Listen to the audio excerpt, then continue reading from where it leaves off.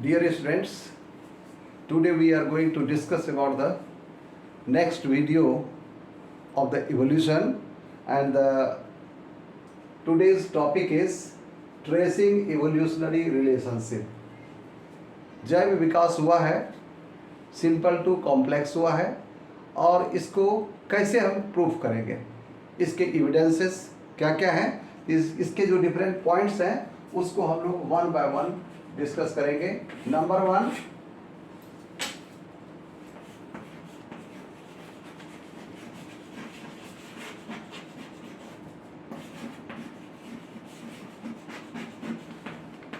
homologous organs.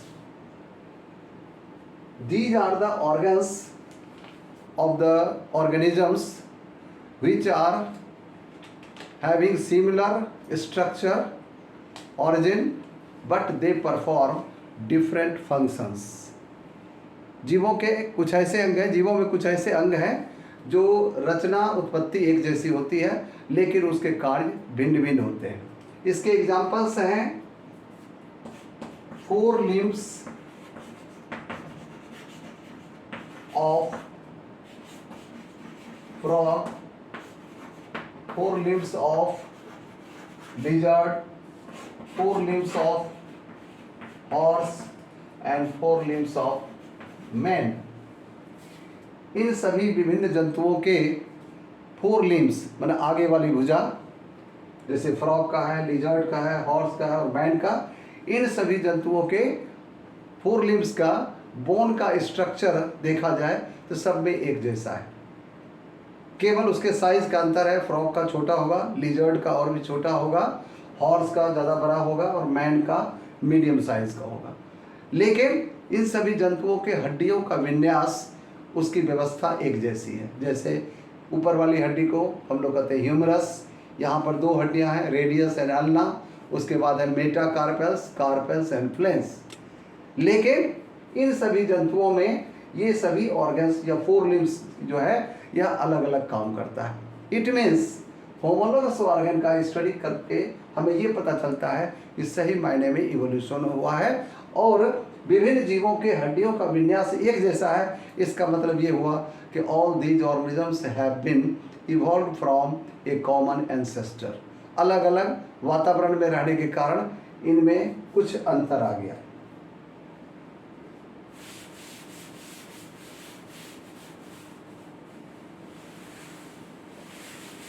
Second point is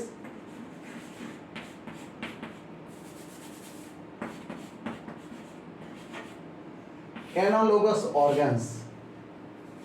analogous organs का evidences भी जैव विकास या इवोल्यूशन के बारे में हमें कुछ प्रमाण प्रस्तुत करता है.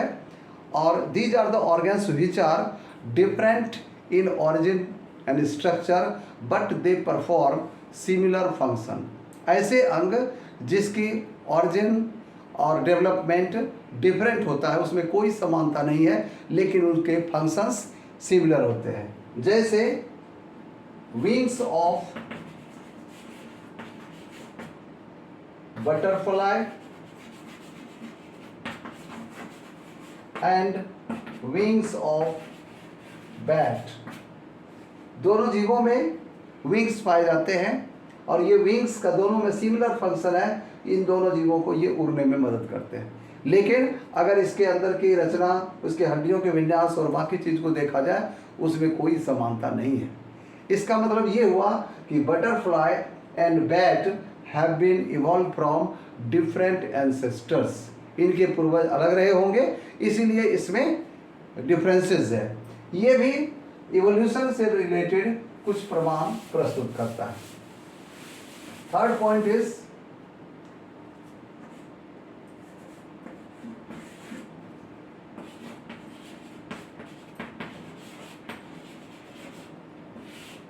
vestigial organs. Study of vestigial organs of organisms also explain that evolution has occurred. And vestigial organs, there are some organs in our body which are present but it is not functional. हमारे शरीर में, मानव के शरीर में बहुत सारे अंग हैं जो उपस्थित है, लेकिन इसका कोई खास काम हमारे लिए नहीं है. ऐसे अंग को अवशेषी अंग भी कहते हैं। तो वेस्टिजियल ऑर्गन्स के एग्जांपल्स हैं, जैसे हमारे आंखों में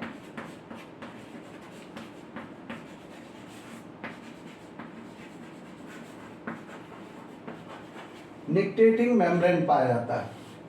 ये आंखें हैं और यहाँ पर रेडिश कलर की जो रचना पाई जाती है, it is called nictitating membrane, and this membrane is present in our eye but it is not functional.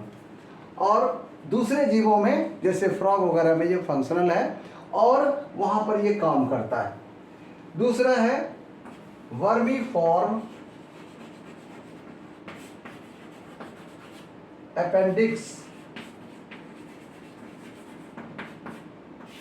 This is the structure present at the junction of large intestine and small intestine. जैसे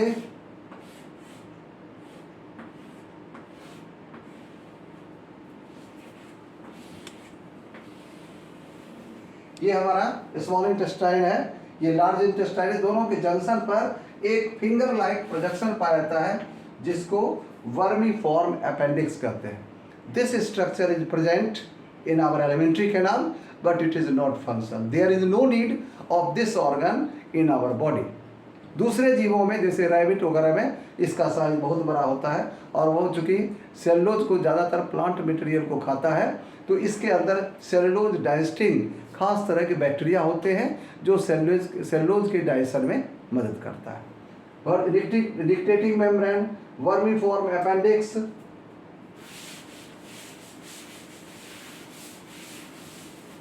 year muscles, हमारे कानों में मांसपेशियां होती हैं जो present है लेकिन इसका कोई काम नहीं है, यही मांसपेशियां दूसरे जीवों में फंक्शनल होते हैं। Canine, it is a kind of the teeth which is present in our mouth, it is used to tear the flash.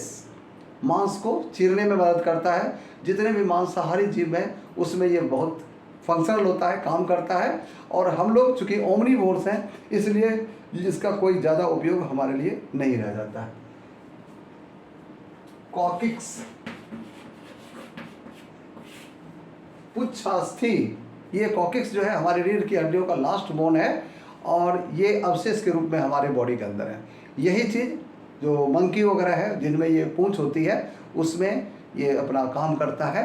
तो these are some examples of the vestigial organs of the human body. इसके बाद fourth point, study of fossils also help us to find out how evolution has occurred. Fossils क्या होता है? It is the dead remains of the past organisms.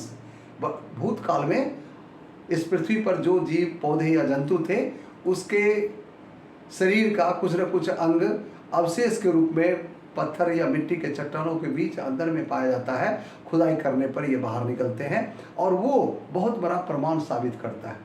Fossils के study से हमें ये भी पता चल जाता है कि आज से कितने 100 करोड़ हजारों साल पहले किस प्रकार के पौधे और किस प्रकार के जंतु थे। और फॉसिल का स्टडी करने का एक और तरीका है, जैसे फॉसिल का एज का कैसे पता चलेगा। अगर आपने ज़मीन के सतह के अंदर खुदाई किया है और जो फॉसिल ज़मीन के सतह से कम गहराई में मिल जाता है इसका मतलब ये नया होगा। और कुछ ऐसे फॉसिल हो गए जो बहुत ज़्यादा डेप्थ में जा करके तब वहाँ पर मिलता है, इसका मतलब वह फॉसिल ज़्यादा पुराना होगा। तो फॉसिल्स जो बनते हैं प्लांट और एनिमल्स के डेड बॉडी जो किसी वजह से ज़मीन के अंदर दब गए under high temperature and high pressure, उसके बॉडी का अधिकांशतः पार्ट तो डिकम्पोज हो जाते हैं और डिकम्पोजिशन के बाद कुछ ऐसे पार्ट रहते हैं जो डिकम्पोज नहीं होते हैं, वो किसी न किसी रूप में हमें अवशेष के रूप में या उसका इम्प्रेशन हमें दिखाई देता है। फॉसिल के स्टडी के दरमियान ही एक और फॉसिल मिला है जिसको हम लोग कनेक्टिंग लिंक कहते हैं।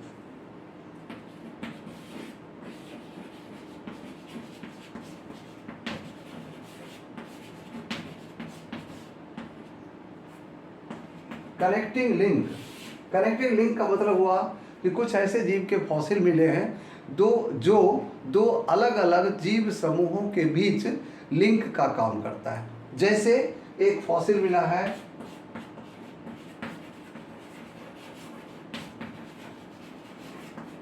आर्कियोप्टेरिक्स का। आर्कियोप्टेरिक्स का जो फॉसिल है उसका जो स्टडी किया गया, उसका रिकंस्ट्रक्शन किया गया, क्योंकि उसके बॉडी के डिफरेंट पार्ट्स अलग अलग जगह पर मिले हैं। तो उसको स्टडी करने के बाद वैज्ञानिकों ने बताया कि Archaeopteryx is acting like a connecting link between the reptiles and birds, क्योंकि इसमें कुछ कैरेक्टर रेप्टाइल्स के और कुछ कैरेक्टर बर्ड्स के पाए गए। रेप्टाइल का कैरेक्टर क्या था? Presence of teeth in its beak, और बर्ड्स के जैसा उसमें बीक था, यानी चोंच था। चोंच का उपस्थित होना बर्ड का कैरेक्टर है, और उस चोंच के अंदर दांत का होना रेप्टाइल्स का कैरेक्टर है। इसी तरह से presence of wings is the characteristic feature of the birds, whereas presence of a long tail is the characteristic feature of the reptiles।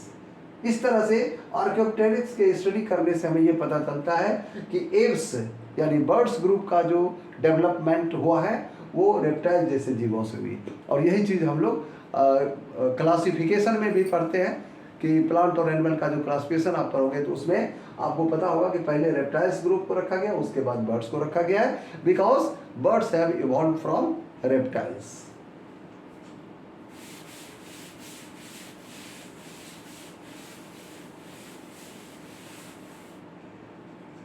Evolution by stages। Next point is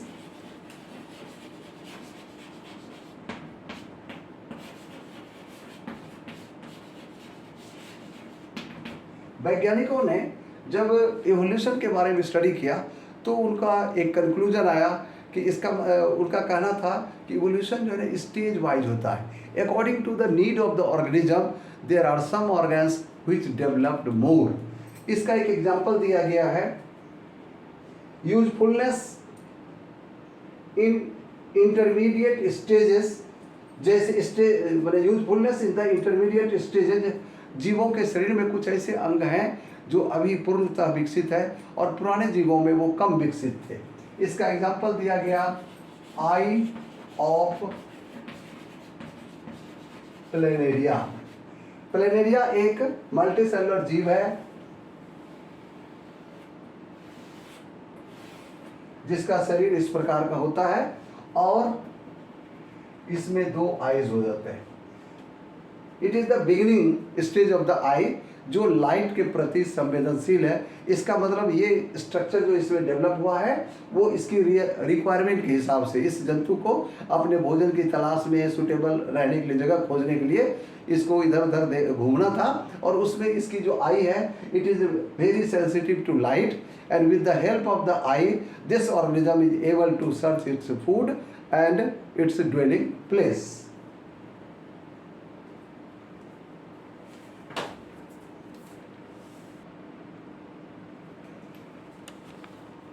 artificial selection of the wild cabbage.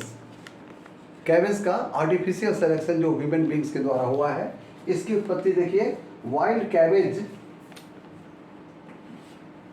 से ये different varieties of the vegetables जो है हमें प्राप्त हुआ है। इसी से कोलराबी जैसा एक सब्जी मिली है, कैबेज भी मिला है, रेड कैबेज मिला है, काली मिला है, कॉलीफ्लावर है और ब्रोकोली।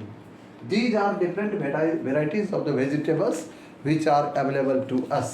ये सारी चीज़ें हमें बताती है कि मनुष्य ने भी अपने सुविधा के अनुसार जीवों को सेलेक्ट किया है, और सिलेक्शन जैसे नेचुरल सिलेक्शन आपने पढ़ा है उसी तरह का ये, इसका मतलब अलग अलग दिशाओं में वातावरण के हिसाब से, उसके रिक्वायरमेंट के हिसाब से जीवों की उत्पत्ति और उसका विकास अलग अलग ढंग से हुआ है।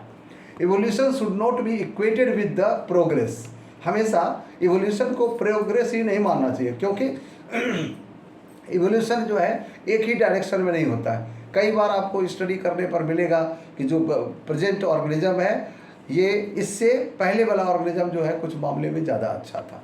Evolution does not proceed in a particular direction. आप जब बुक में देखेंगे कि ये 10th क्लास की बुक में एक डायग्राम दिया हुआ है कि उसमें जो इवोल्यूशन हुआ है वो पर्टिकुलर डायरेक्शन में नहीं है, डिफरेंट डायरेक्शन में हुआ। Multiple branches occur at each and every stage of evolution. प्रत्येक स्टेज में जो है multiple branches, there are so many branches and different organisms are at the tip of the different branches. And the last point of this topic is human evolution.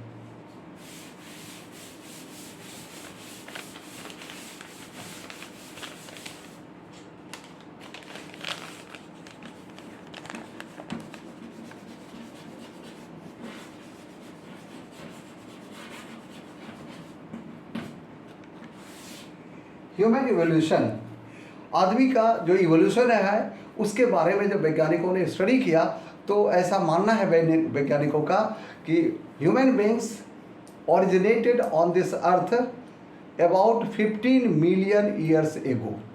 15 million years ago मानव की उत्पत्ति यहाँ पृथ्वी पर हुई. और इसके जो पहले पूर्वज थे वो उनके नाम थे ड्रायोपिथिकस.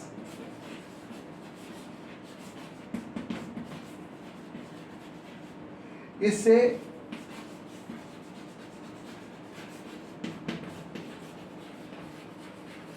रामापिथिकस जैसे जीव की उत्पत्ति हुई.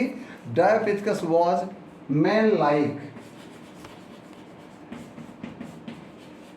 ये मैन लाइक थे, जबकि रामापिथिकस जो थे वो एप लाइक थे. रामापिथिकस वॉज मैन लाइक, ये था मैन लाइक, और ये थे एप लाइक. ये एप के जैसे थे और ये मैन के जैसे थे. यानी धीरे धीरे उसमें इवोल्यूशन हुआ है, उसमें प्रोग्रेस हुआ. और इसके बाद लगभग 2 million years ago Australopithecus 2MYA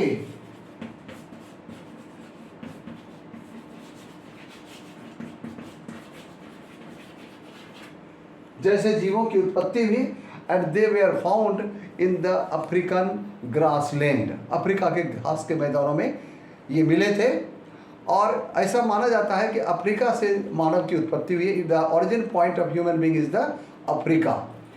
Australopithecus से होमो हैबिलिस, इससे फिर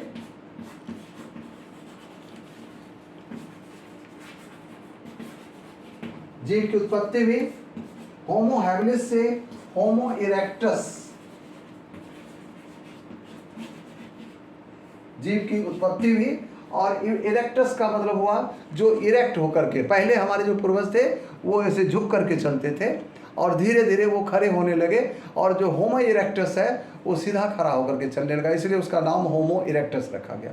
और होमो इरेक्टस से प्रेजेंट जो ह्यूमन बींग्स है इसकी उत्पत्ति और उसका विकास हुआ, जिसका नाम रखा गया होमो सैपियंस.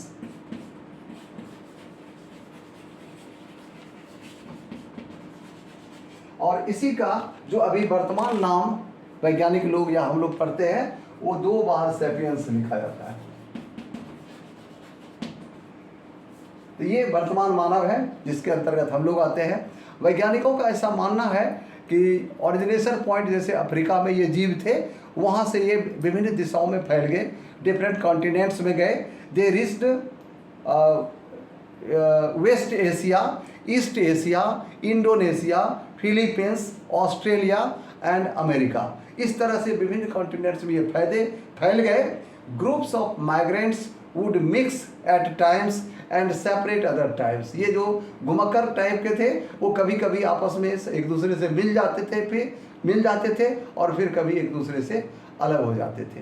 तो इस तरह से धीरे धीरे Dryopithecus, Ramapithecus, Australopithecus, Homo habilis, होमो इरेक्टस, होमो सैपियंस से मॉडर्न में होमो सैपियंस की उत्पत्ति हुई, इसका विकास हुआ. ऐसा मानना है कि we are human beings are at the top of the all the living organisms because we have thinking brain. हमारा जो दिमाग है सभी जीवों से ज़्यादा विकसित है. तो इसके साथ ही हेरिडिटी एंड इवोल्यूशन लेसन समाप्त हुआ और इसके विभिन्न पार्ट्स जो थे उसको हमने अलग अलग पार्ट वाइज बना करके आपके लिए प्रस्तुत किया है. और मुझे विश्वास है कि मेरा वीडियो आपको पसंद आएगा. अगर पसंद आए तो आप ज़रूर सब्सक्राइब करेंगे, लाइक करेंगे. थैंक्स.